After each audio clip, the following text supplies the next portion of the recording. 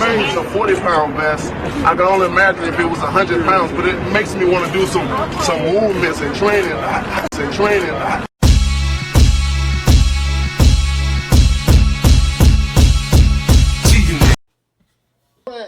Let's talk about the heavyweights. Wouldn't be an interview without talking about the heavyweights. Now, the last few days I've seen some, one of you can shed some light on this for me. Now, Sky Sports released article or an interview that they've done with you where they stipulated that Dillian Whyte must face the winner of FuryWilder3. Now, me and you catch up fairly regularly, probably at least once a month, I would say. Didn't seem new information to me, which kind of begged the question as to why it was a story. What's your impression of that? The story is that Dillian Whyte is defending his interim title. It's Povetkin, the UK, August 22nd. That's a great news. It's a very good fight, great fight. The story is that if he wins, he fights his mandatory position. Winner of Wilder Fury 3 must face the mandatory contender in Dillian Whyte. I saw a story come out from Top Rank and Bob Arum, who said that Wilder Fury 3 may not happen until February 2021, which is obviously the deadline for Dillian Whyte for his mandatory slot, his mandatory position. Had any correspondence with Bob Arum or Top Rank regarding the third fight, the trilogy fight? Is it possible that it could go until February next year? We have not had any correspondence whatsoever.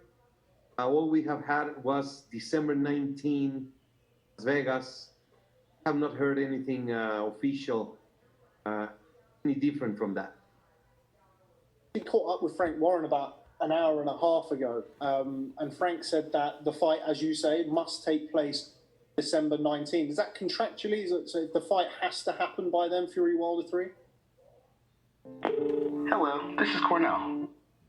So right now, I was just looking at an interview with Mauricio Sulaiman, and he was just about to drop the ball. And I was looking at this video from Boxing Social, and we were briefly interrupted with some commercials. Now, getting back to the interview, thus far, Mauricio said, I haven't heard anything other than December 19th, okay? But he was asked about Frank Warren's comments about it having to be on or this year, okay? So we will see here in a second.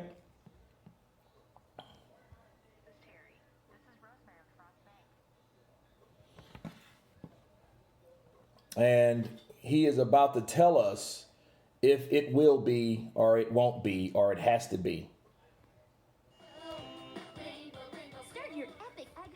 Okay, and I don't know. That's their negotiation. It was supposed to be July, then October, now December. As I have been since day one with you, consistent. You have to be flexible. I mean, we're facing the worst threat history of humanity, recent humanity with this pandemic. So, this fight of the year, of course, they have to look at the different scenarios. Understanding is absolutely that they will fight December 19, and I hope that gets ratified. The questions I would like to ask: if Alexander Povetkin was to beat Dillian Whyte, would he then be the mandatory challenger? Would he then have essentially pick up Dillian Whyte's mandatory status with February deadline included? Matter to be discussed by the Board of Governors. Similar situations, and I'm talking about... Hold up. So Mauricio Sulaiman either says he doesn't know what's going to happen. So obviously that means no, it doesn't have to be this year. And he clarifies it by saying that it has to be flexible. Okay. So this is my problem with Mauricio Sulaiman. He doesn't know how to make a stern decision and put his foot down. Everything is, I don't know. I hope so. It changed a lot. Okay, well, why did you make such news, as that reporter asked? Why was it such big news that Dillian Whyte had to fight, or the winner must fight Dillian Whyte as the mandatory? Why was that such big news then, if you knew that fight, it had to fight him next? Okay, so that was the big news, about a couple weeks ago.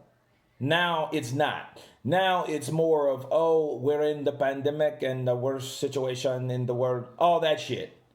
But now he doesn't know. Yes, I know it's changed a lot. It did go from July to October. Now it's December. I know it's changed a bit.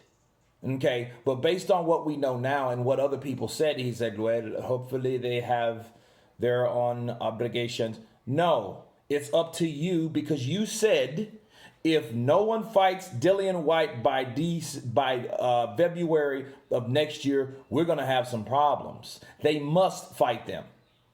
But see, what this is the chicken shit from this guy. I'm going to tell you why.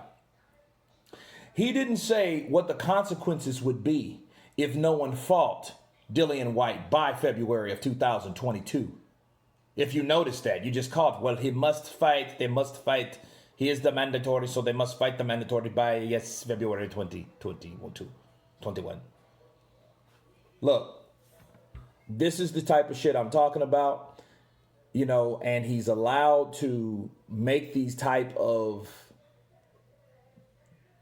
half loose, kind of indecisive decisions, because there isn't anything concrete on what the consequences would be if Deontay Wilder and Tyson Fury do fight next year.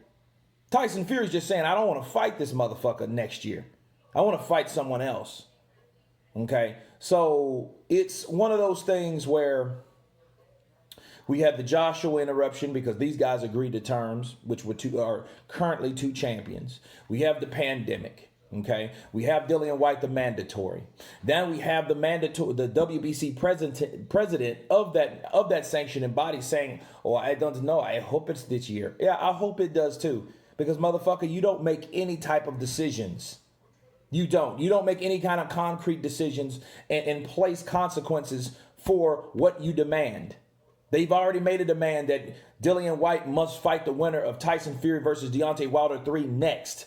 And it looks like, okay, well, if that fight gets put by a certain date. So if that fight gets pushed, there's nothing that he's putting in place in case that does happen. He's not doing it. So he's not taking responsibility for his own damn job, people. Okay, and this is a problem I have with this guy.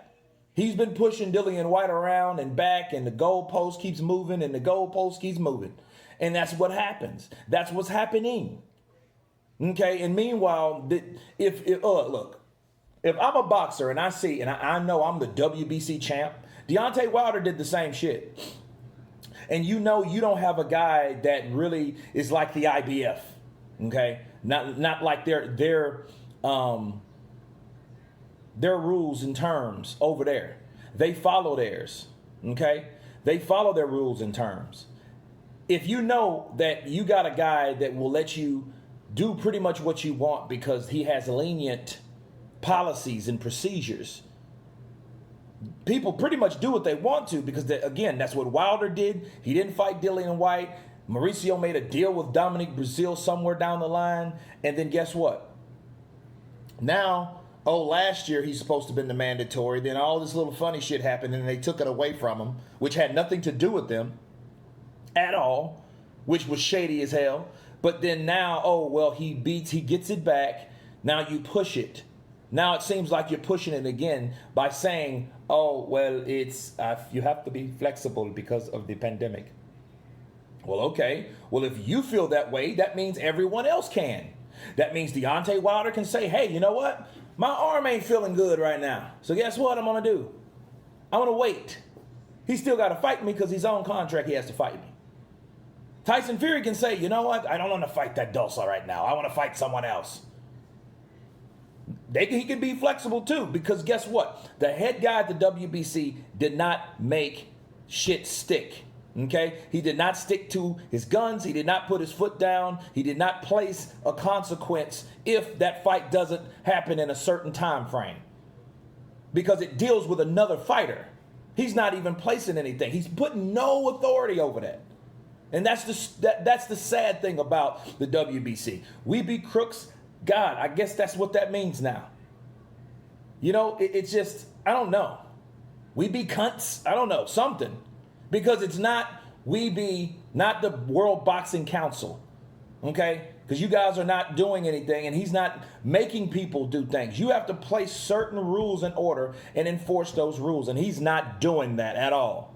Based off this, and the way he's answering it, yeah, just like a politician.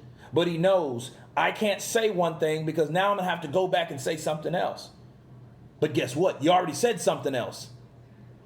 They must fight Dillian Whyte next.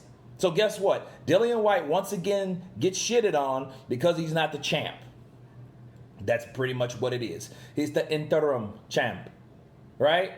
So the interim champ gets shitted on. That's what I'm seeing based off this interview, people. And it's sad. Now everybody from every fan base are going to say whatever they want and conclude whatever they want to do because of this guy. But anyway, that's it. You guys tell me what you think about Mauricio Sulaiman with his statements. Of course, please subscribe. And you guys been Counterpunch. Peace.